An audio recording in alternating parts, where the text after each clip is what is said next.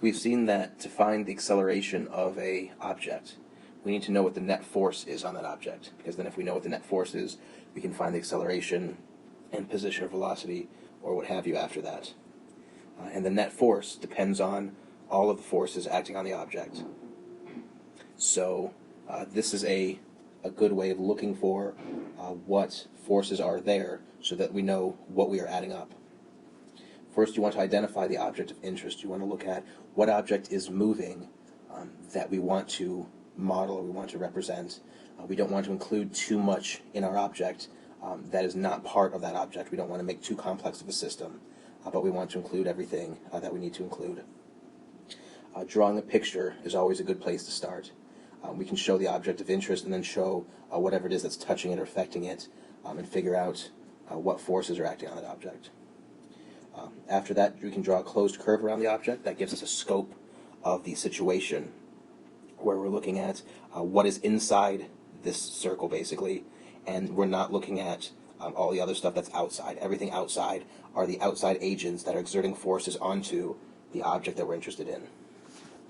Once we have our closed curve, we can look at the boundary and see where there are going to be contact forces that are exerting on our object. And where we can then name and label each one of these forces acting on the object. After we do that, we can also look at long-range forces that might be acting on the object, and include those as well. For right now, that'll be gravitational force, but we'll see other ones later on. So as an example, we have a case of a bungee jumper that has jumped off a bridge and is nearing the bottom of her fall. What forces are exerted on the jumper? And so in this case, our object of interest is the bungee jumper, the person who is doing the jumping. And so in this situation, we have this person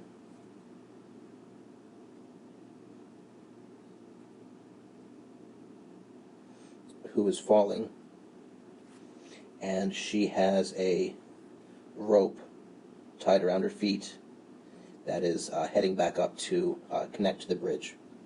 And that's an important point here. If she is nearing the bottom of her fall, that means that the rope is becoming taut and will stretch a little bit, but will give us a force there, as opposed to in the first part of her fall, the rope is pretty loose, and that wouldn't necessarily create a force. So we have identified the object and we've drawn a picture. Our next step is to look at what is around our object.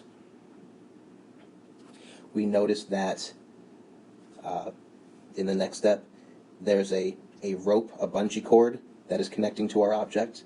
So that has the potential of giving us a force. The force carried by a rope is a tension.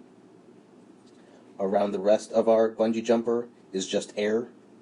We could include air resistance here or drag, but a bungee jumper is a fairly small object, all things considered, and bungee jumpers don't move all that fast, so there's probably not a whole lot of air resistance that our bungee jumper is feeling. And the only other force we'd feel then would be the long-range force of gravity, because our bungee jumper is on Earth, presumably, and so we would have a force of gravity acting on her as well. So now that we know what forces are acting on our object, we could then find what the net force is, what the acceleration is, and so forth. To complete that kind of problem, and we'll see that more in the next module, we can imagine the gravitational force is constant downwards. As the bungee stretches more and more, the tension will be greater, and so it'll pull her more and more upwards, and that's when you get that acceleration that stops her downward motion and turns it around so that she bungees back upwards and has an upward motion. And we'll see examples here of how we can show that motion later on. The same idea, we'll look at the forces acting on a water skier as they're pulled across the lake in a boat. This water skier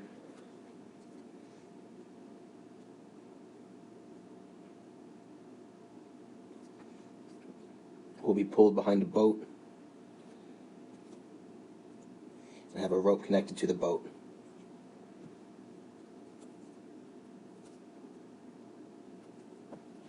And so if we're looking at the forces that are acting on our water skier, the water skier is the object of interest.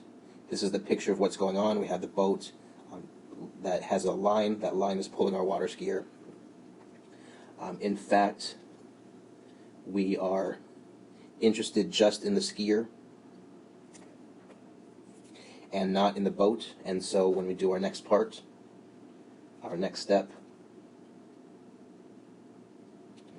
we're looking at just the water skier. The boat happens to be there, but we don't actually care about that. The boat is connected to the skier through the rope, and so actually we're going to be looking at the rope and how that affects the water skier. The fact that the other end of the rope is connected to the boat doesn't really matter when we're trying to understand the behavior of the skier. So in this situation, our water skier is holding onto a rope. If there's a rope involved, then there can be tension in that rope, and in fact, water skiing only works if you have a tension in your rope.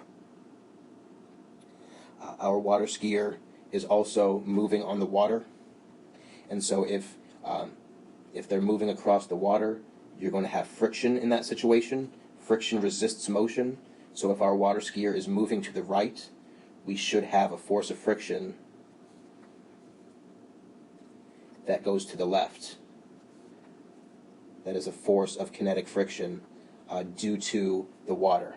You can imagine if the water skier let go of the rope, they would stop pretty quickly because this force of friction would slow them down pretty quickly.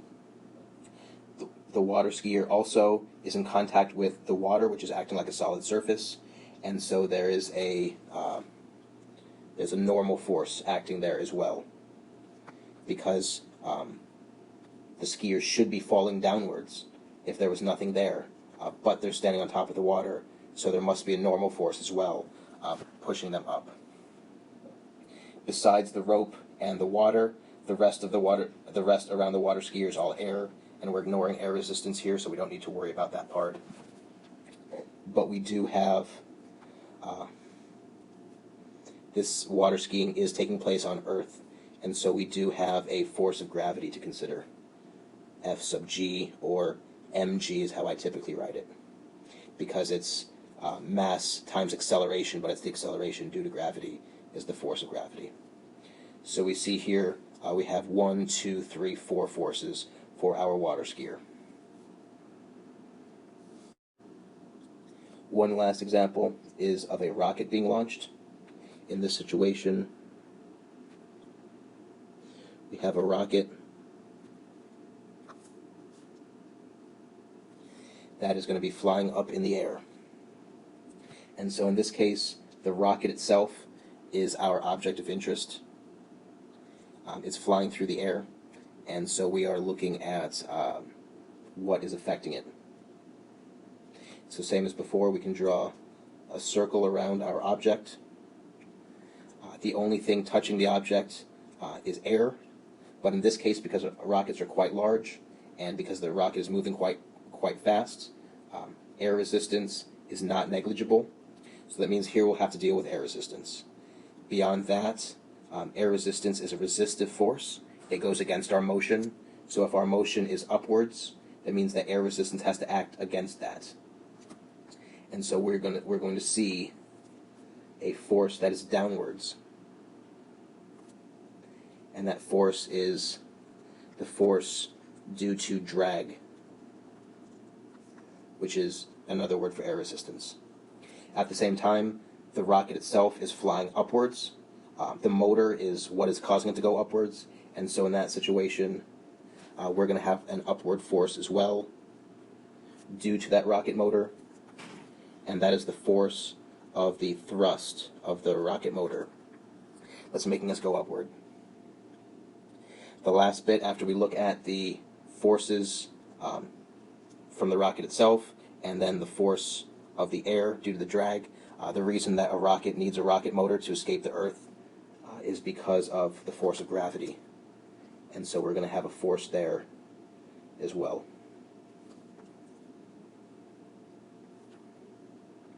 So these are the forces that are acting on the rocket.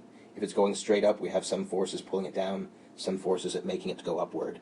we'll see in the next exercise how to put this information together to give us the overall motion of the object.